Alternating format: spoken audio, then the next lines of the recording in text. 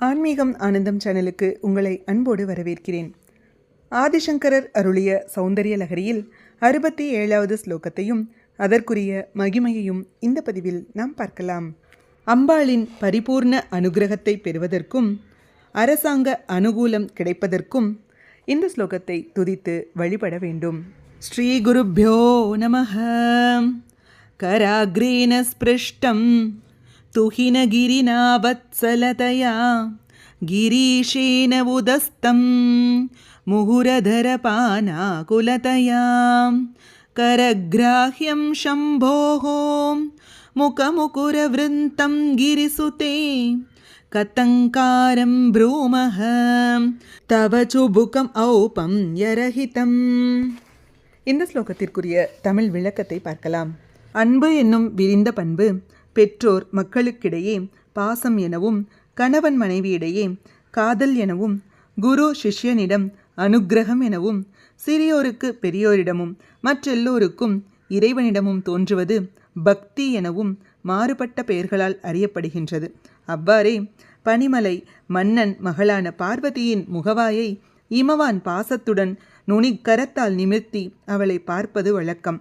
ஈசனோ உமையினிடத்திலிருந்து காதல் மேலிட்டால் அவளின் அதர மதுபானத்தை பருகும் முகாந்திரத்தில் அடிக்கடி அவளின் முகவாயை தன் கைகளால் உயர்த்தி பிடிப்பதும் வழக்கம்.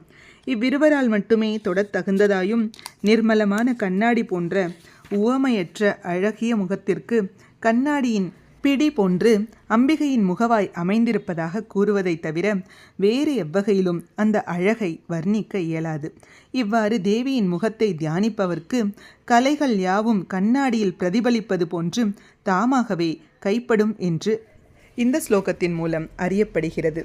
எளிதாக சொல்ல வேண்டுமென்றால், தாயே, உன்னிடம் வாத்சல்யமுள்ள ஹிமவானால் தன் கைவிரல்களின் நுனியில் தொடப்பட்டதும், உன்னுடைய அதரத்தை பானம் பண்ணுகிறதில் ஆசையுள்ள உன் புருஷனான பரமசிவனால் அடிக்கடி உயரே தூக்கப்பட்டதும், அவருடைய கைக்கு அடங்கியதும், சமமாக சொல்லக்கூடியது ஏதும் இல்லாததும், உனது முகம் என்னும் கண்ணாடிக்கு கைப்பிடி காம்பு போன்றதுமான உன்னுடைய முகவாய் கட்டையை நாங்கள் எப்படி வர்ணிக்க முடியும் என்று ஆசிரியர் அழகாக விளக்குகிறார்.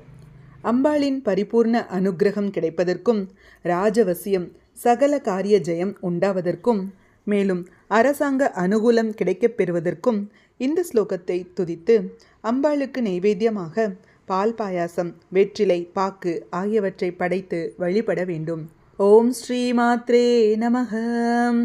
ஹரிஹி ஓம். ஸ்ரீ குருப்யோ நமஹ. ஹரிஹி ஓம். இது போன்ற ஸ்லோகங்களுக்கும் ஆன்மீக விஷயங்களுக்கும் நம்ம சேனலை மறக்காமல் சப்ஸ்கிரைப் பண்ணிக்கோங்க. நல்லதே நடக்கட்டும், நன்மையை பிறக்கட்டும். நன்றி, வணக்கம்.